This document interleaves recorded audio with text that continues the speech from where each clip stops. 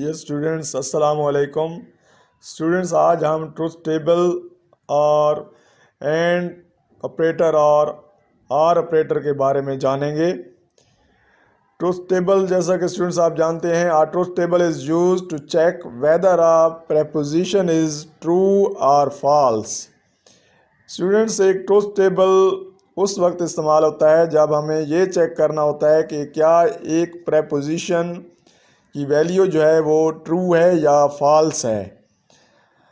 तो अमूमन ये जो है इस मकसद के लिए ट्रुथ टेबल की वैल्यू जो है चेक करने के लिए हम लॉजिकल ऑपरेटर्स का इस्तेमाल करते हैं।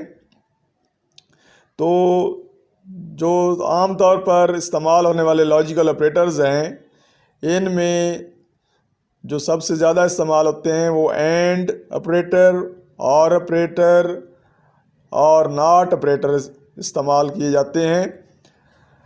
तो स्टूडेंट्स, हम सबसे पहले आप देखेंगे कि एंड ऑपरेटर के लिए ट्रुथ टेबल किस तरह बनाया जाता है। तो इसके लिए आप स्टूडेंट्स दो वेरिएबल ले लें, पी एंड क्यू।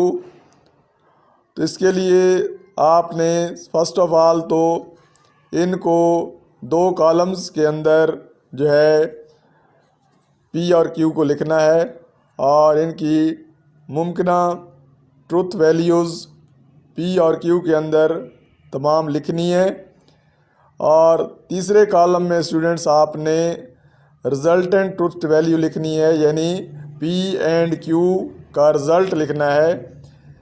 स्टूडेंट्स, फ़र्ज़ करें पी के अंदर प्रेपोजिशन है आपके पास, इट इज़ रेनिंग, और क्यू के अंदर एक प्रेपोजिशन दिया गया है, टुडे इज़ संडे।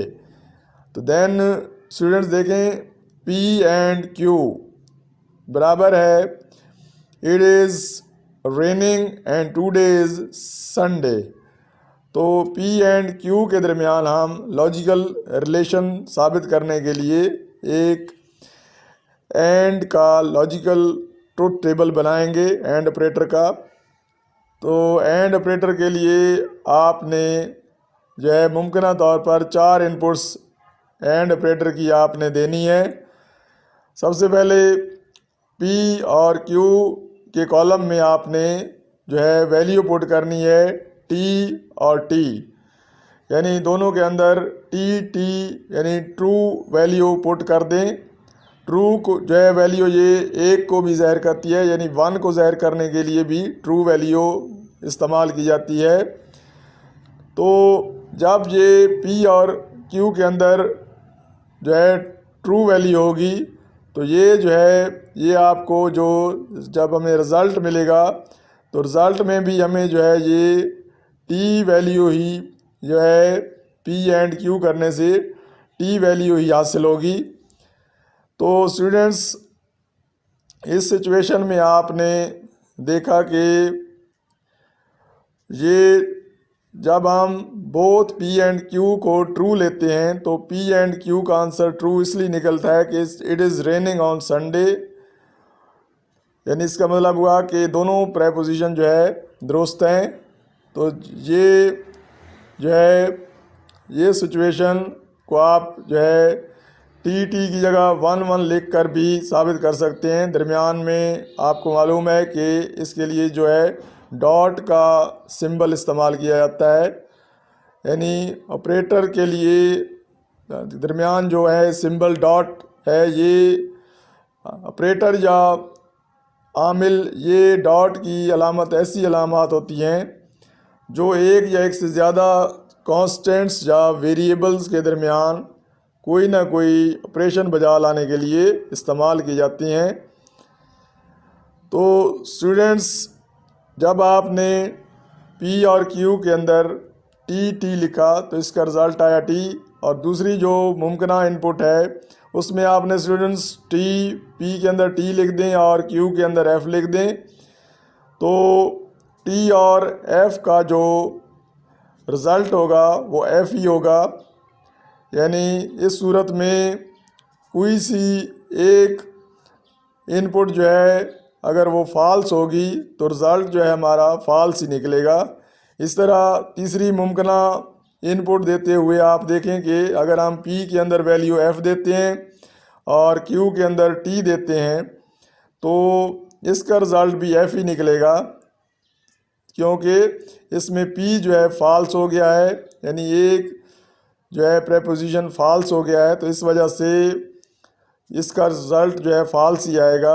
यानी अगर फॉल्स को आप ज़ीरो अज्यूम करें, यानी ज़ीरो तसव्वुर करें और ट्रू को 1 कंसीडर करें, तो 0 और 1 को जब हम मल्टीप्लाई करते हैं तो 0 ही आंसर आता है। इसलिए हमारी जो तीसरी इनपुट है जो कि F और T है, ये जो है F जो है इसका रिज़ल्ट जो है F निकलेगा।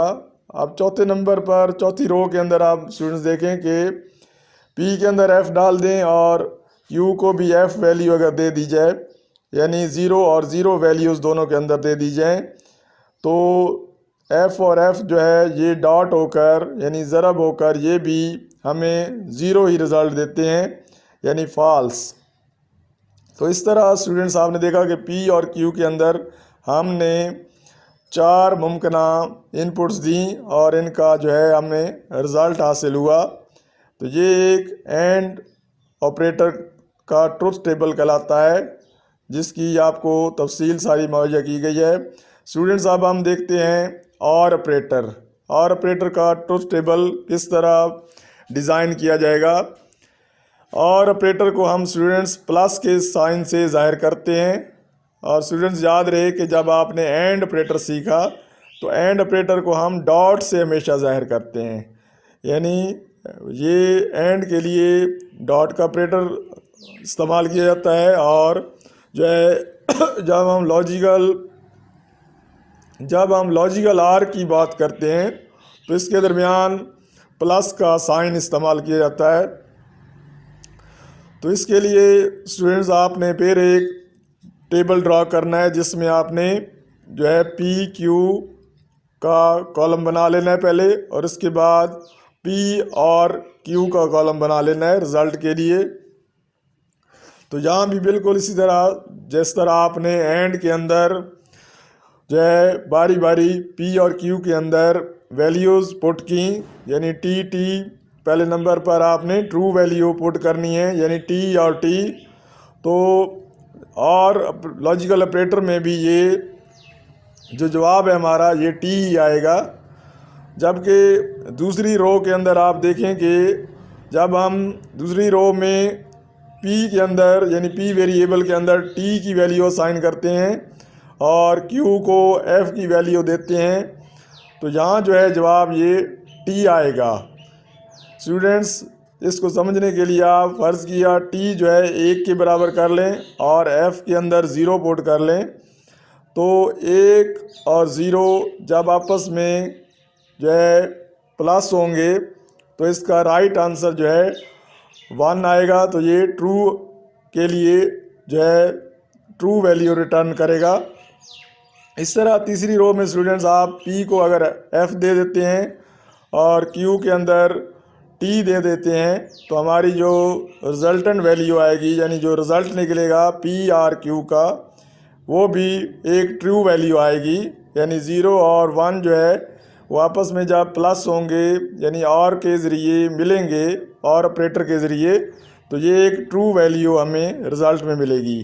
इस तरह जब हम लास्ट में आप देखें स्टूडेंट्स के यहाँ भी अगर आप P और Q को F वैल्यू असाइन करते हैं तो इसका जो रिज़ल्ट निकलेगा P एंड Q का, तो ये एक F वैल्यू ही रिज़ल्ट वैल्यू आएगी। यानी कि ये प्रेपोजिशंस भी आपको यही बताते हैं कि अगर जब ट्रू वैल्यू दी जाए तो रिज़ल्ट जो है ट्रू ही हासिल होता है, और जब इनपुट जो है F दी जाए P और Q के अंदर तो आउटपुट जो है या रिज़ल्ट जो है वो F ही हमेशा हासिल होता है।